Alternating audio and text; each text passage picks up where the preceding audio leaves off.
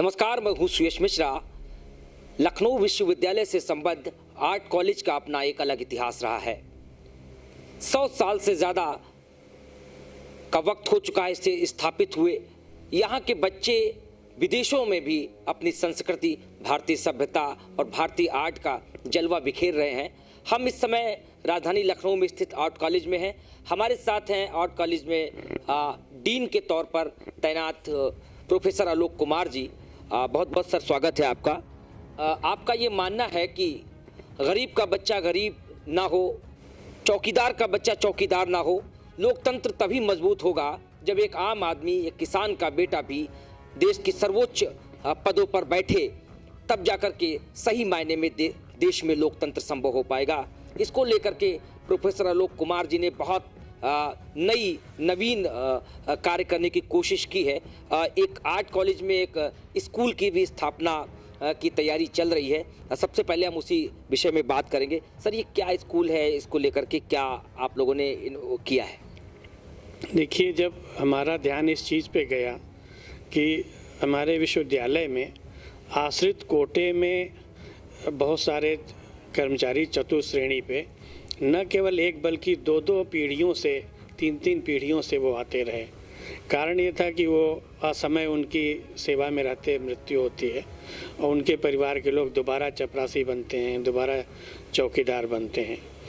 और कुल मिलाकर के इस समय जो बेसिक एजुकेशन है वो इतनी महंगी है कि उसको पूरा न करने की वजह से वो उच्च शिक्षा के में आगे नहीं जा पाते हैं। और हमारे विश्वविद्यालय का हालत ये कि जो हमारे स्टाफ के क्वार्टर्स में बच्चे प्राइमरी स्कूलों में जहाँ कहीं पढ़ रहे हैं, वो अच्छी फीस देने के बावजूद, स्कूल जाने के बावजूद, हमारी जो सर्वे किया, हमने कराया, उसमें पाया कि वो बच्चे जितना उनको पता होना चाहिए, यानी 10-12 साल तक के बच्चे जो हैं उनको भी मैथ के बारे में नहीं मालूम, लिखना पढ़ना नहीं मालूम है ठीक से, ये नहीं। तो इसके बारे में मुझे ऐसी जागृति लगी, ऐसा लगा कि इन बच्चों की बेसिक एजुकेशन पे ध्यान दिया जाना चाहिए। तो आने के साथ ही हमने एक प्रपोज़ल बनाया और माननीय कुलपति जी को भेजा और हमने अपने शुरुआती उद्बोधन में जो हमारे एक विदाई समारोह था कर्मचारियों का, उसमें भी हमने कहा था कि हम चाहते हैं कि यहाँ के जो स्टाफ के बच्चे हैं उनके लिए एक शिक्षा का कुछ शुरुआत करा जाए, प्राइमरी एजुकेशन उनको दिया जाए। अभी जबकि लखनऊ विश्वविद्यालय नई शिक्षा नीति पे काम कर रही है, तो ये बड़ी अच्छी बात है कि जो नई शिक्षा नीति है वो बच्चों पर बोझ न बन करके खेल खेल में हल्की फुल्की पढ़ाई करते हुए, चित्रकारी करते हुए, संगीत के माध्यम से, ड्राइंग के माध्यम से और स्किल डेवलपमेंट के माध्यम से उनको शिक्षा देने के काम कर रही है। वोकेशनल ट्रेनिंग पे बहुत ज़्यादा जोर दिया गया है। अगर आप देखें तो शुरुआती 5 साल तक बच्चों को केवल ड्राइंग करना है, ज़्यादा से ज़्यादा ड्राइंग पे ध्यान देना है और कम से कम पढ़ाई पे होगा। और हम जो समझते हैं कि केवल किताबें या पढ़ाई के द्वारा नहीं, अगर हमारा दिमाग खुला है, हम हर समय कुछ सीखते रहे हैं, तो हमको बातों बातों में लोगों को सिखाना है। तो इसके लिए हमने एक शुरुआत की थी और फिर ये प्रपोज़ल अभी पेंडिंग है। जल्दी ही हम लोग एक प्रॉपर स्कूल की तरफ बढ़ना चाहते हैं। लेकिन अभी इस स्कूल का कोई रजिस्ट्रेशन नहीं हुआ है। अगर ये सक्सेस रहा, ये आपका जो आपने नवीन चीज़ें रखी हैं, अगर ये सक्सेस हुई तो क्या इसका रजिस्ट्रेशन आगे होगा? जो बच्चे हैं वो इससे लाभान्वित हो पाएंगे?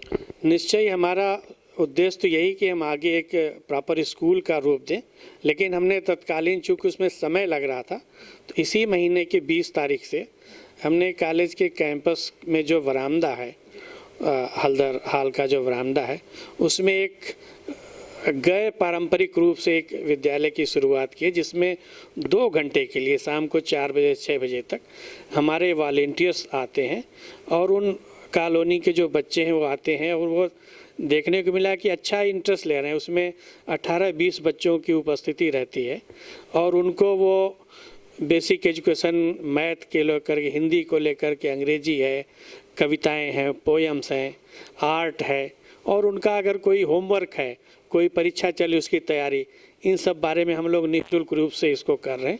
इसमें क्या प्रोफेसर साहब, इसमें एक चीज़ ये बताइए, क्या इसमें सिर्फ आर्ट कॉलेज के जो कर्मचारी हैं उनके ही बच्चे लाभान्वित हो सकते हैं, या फिर आसपास की जो झुग्गी बस्तियां हैं वहाँ के भी बच्चे लाभान्वित हो सकते हैं?